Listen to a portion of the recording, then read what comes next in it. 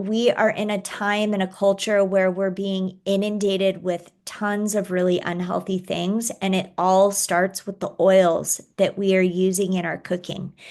If you don't know where your food comes from, don't use it, okay?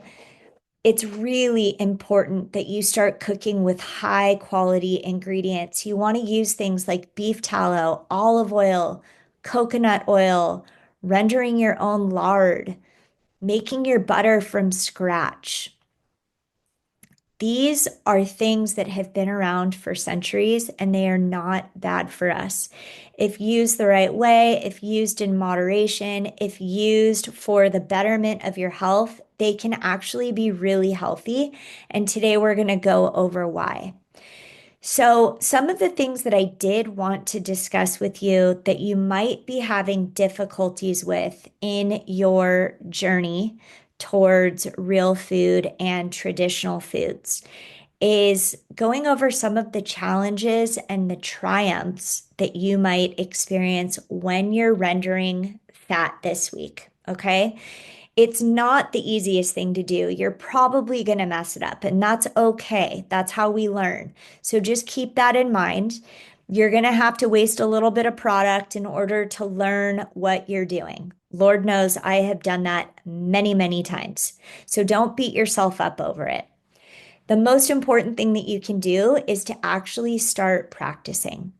So, some of the challenges that you might incur when you are rendering fat for the first time, especially with beef tallow and lard, you might notice like a really funky smell, and it's going to smell like steak. And if you want to get rid of this smell, here's what you're going to do. First of all, I have it in a video for you. It is a video that I made on rendering beef tallow.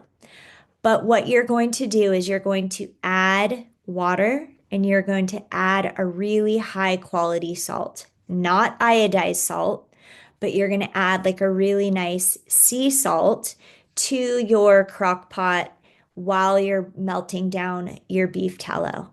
And what this is going to do is it's going to pull out all of the impurities and it's going to leave you with a nice, clean, pure white piece of fat. You might be struggling with the texture, okay? If texture is an issue for you and you're using this not only in your cooking, but you're also using it in your um, beauty products, just keep in mind that the best thing that you can do is run it through a fine mesh sieve or a cheesecloth so that it can have a much smoother result. And if you don't know where to start, I would say that the best thing that you can do is just refer to the video tutorials that I've already created. And you'll also see that I've included some printable guides that will help you as you follow along. So, what you're going to need this week in particular, and just moving forward in general, is you're going to need a crock pot. You're going to need a fine mesh sieve. You're going to need cheesecloth and you're going to need heat safe containers. You're going to need a cutting board, a sharp knife, and you're definitely going to need a spoon just for stirring. If you want to get some optional tools, you can. You're going to need some things like a food processor for faster chopping, maybe a digital thermometer that's going to help you test for your temperature accuracy. And if you're interested in doing fermentation, you're going to need those weights that are going to help purify the beef tallow. So, in terms of simplicity, sustainability, and learning from the wisdom of our ancestors, I just want to let you know why I have fallen in love with all things old-fashioned. When I began creating this course, I found myself asking over and over, first of all, what in the world would we do if we ran out of power? I want to make sure that I can keep my family safe and fed. And I want to know how our great grandparents were able to live and thrive without grocery stores. I don't know how they did it. I want to know what they cooked. I want to know how they cooked. I want to know how they were able to preserve their health.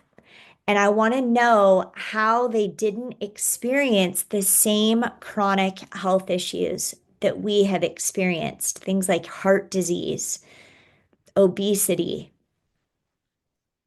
What I've discovered is that the answer is extremely simple. They ate real food. That's it. They didn't eat processed food. They didn't eat seed oils. They ate real food. Food that had basic ingredients that you knew the names to. As I have dug deeper into this whole course and journey and eating well and traditional living, I have discovered that there is such a beauty and such a power in healthy fat. Don't be afraid of it. Try it out. Cook with it. Know where your food comes from. Care about where your food comes from. Make the food that you're eating. Be proud of it. Share it with others. Teach them how to do it. That's how we're going to get healthy. One step at a time. But we have to learn how to do it. We have to learn these ancient ways. And it's simpler than you think. So, with that being said, I implore you guys to try this stuff. I think you're going to love it. I want to see what you're cooking, what you're making. Show me where your hangups are, where you're having difficulty, and allow me to help you. You're going to make mistakes. That's how we learn. It's all good in the hood. Just show me where you're struggling, and I can walk you through the process. Be sure to check out those videos. The one on homemade butter and the one on beef tallow are going to be super helpful for you. And if you live in the Santa Cruz area and you want to get access to the best polyphenol rich olive oil that you can get your hands on, hit me up because Bella Vista Farms is where it's at. I mean, their olive oil is incredible, and I will introduce you to them personally. So I hope you guys have the best week ever. Next week, we're going to be talking about bone broth, organ meats, and where to source those ingredients. So if that sounds like it's of interest to you, I will see you right back here. I hope you have a wonderful week. Bye.